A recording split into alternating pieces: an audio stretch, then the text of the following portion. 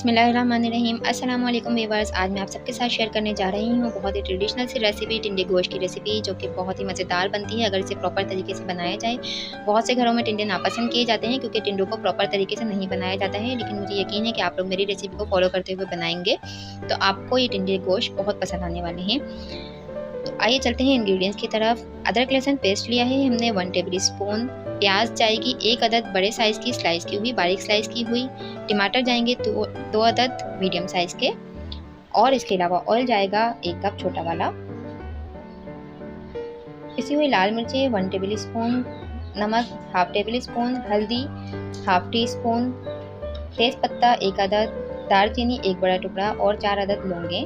गोश्त जाएगा आधा किलो हड्डी वाला, और टिंडे इसमें जाएंगे 400 ग्राम या 1.5 पाव। इसके अलावा 2 से 3 अदद हरी मिर्चें लास्ट में हम इसमें शामिल करेंगे। हरा धनिया और पिसा हुआ गरम मसाला हम इसमें लास्ट में शामिल करेंगे। तो जनाब, हम इसे बना रहे हैं प्रेशर कुकर में, तो तमाम चीज़ों को हम प्रेशर कुकर में शामिल कर देंगे, जो कि इस वक्त आपको नज़र आ रही हैं। हरी मिर्चें, हरा धनिया और टिंडे हम बाद में शामिल करेंगे, अभी नहीं शामिल करेंगे। और इसके अलावा पिसा हुआ गरम मसाला भी हम लास्ट में शामिल करेंगे।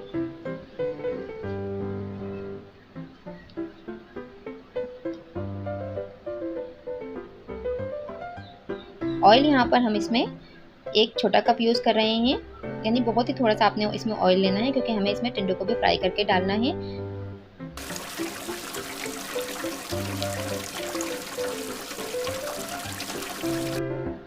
और पानी शामिल किया है मैंने इसमें 1 गिलास। प्रेशर कुकर में थोड़ा कम पानी जाता है क्योंकि प्रेशर कुकर में गोश्त जल्दी गल जाता है। अगर आप पतीली में बना रहे हैं तो पानी आप थोड़ा ज़्यादा बढ़ा के डाल लीजिए, इतना कि आपका गोश्त गल जाए। और ये देखिए, यहाँ पर गोश्त हमारा अब गल चुका है। प्रेशर कुकर का मैंने ढक्कन बंद कर दिया था और तकरीबन 10 से 15 मिनट के बाद मैंने इसे खोला है, तो ये गोश्त हमारा तकरीबन गल चुका है। अब हमें इसे इतना भूनना है कि इसका पानी जो है वो बिल्कुल रिड्यूस हो जाए, कम हो जाए और इसका ऑयल सेपरेट हो जाए।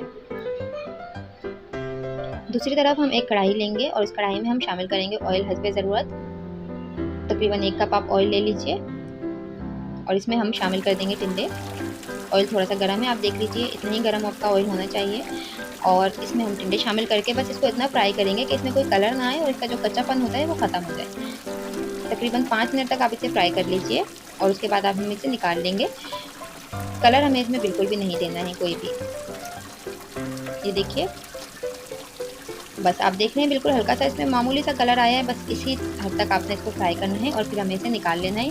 और इस स्टेज पे हमें इसमें किचन टॉवल बिल्कुल भी यूज़ नहीं करनी, ना ही कोई टिश्यू पेपर यूज़ करना है। इसको हमने ऐसे ही निकालना है क्योंकि इसका जो ऑयल है वो भी हमारे खाने में शामिल होगा। और अब यहाँ पर देखिए, हमारा गोश्त बिल्कुल गल चुका है। मैं गोश्त गलने का चेक करने के लिए अक्सर टूथपिक का यूज़ करती हूँ, इससे बिल्कुल परफेक्टली पता चल जाता है कि गोश्त गला है या नहीं। तो गोश्त हमारा मुकम्मल तौर पे गल गया है। अब इस स्टेज पे मैं इसमें शामिल कर दूंगी टिंडे, और यहीं पर मैंने इसमें शामिल कर दी थी 3 से 4 अदद हरी मिर्चें, जो कि मैं रिकॉर्ड करना भूल गई थी, क्योंकि हरी मिर्चों से जो है बहुत अच्छी से खुशबू आती है, तो वो आप इसमें ज़रूर ऐड कीजिएगा। और उसके बाद आपने इसमें शामिल कर देना है पूरा 1 गिलास पानी, और फिर हम इसे ढक्कन ढक के पकाएंगे। इस स्टेज पे हम इसमें प्रेशर कुकर का ढक्कन नहीं लगाएंगे, बल्कि हम इसमें नॉर्मल जो ढक्कन होता है वो लगाएंगे। बस सिर्फ हमें टिंडे गलाने हैं और यहाँ पर हमने नॉर्मल हीट रखनी है ताकि टिंडों का और गोश्त का अच्छा सा फ्लेवर जो है वो शोरबे में आ जाए।